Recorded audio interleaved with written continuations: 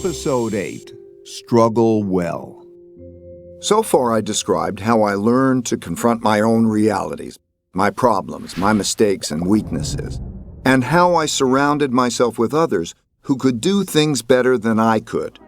This was the most effective way I discovered for making great decisions. This is not the normal way of being, but through this approach, I became very successful. And being successful enabled me to meet extraordinarily successful people and see how they think. I've discovered that their journeys were similar to mine. You might not know it, but they all struggle, and they all have weaknesses, that they all get around by working with people who see risks and opportunities that they would miss. Over time, I learned that by nature, most people's greatest strengths are also connected to their most significant weaknesses. And striving hard for big things is bound to lead you to painful falls. It's just part of the process. Such setbacks will test you.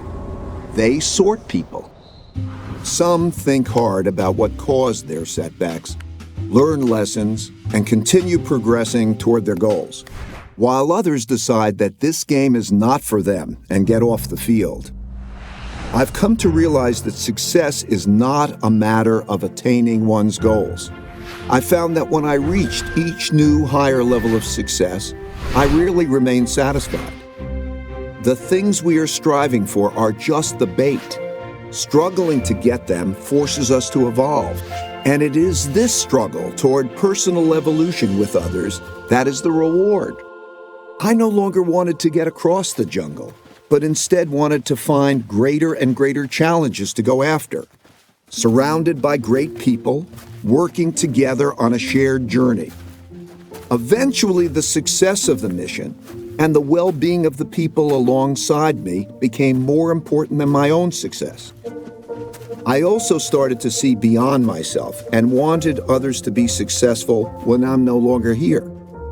I realize that if I fail to do that, I will be a failure. I struggle with this now. We all struggle with different things at different times, until we either choose to give up or until we die and become part of the larger evolutionary story. This is how all machines work and are recycled through time.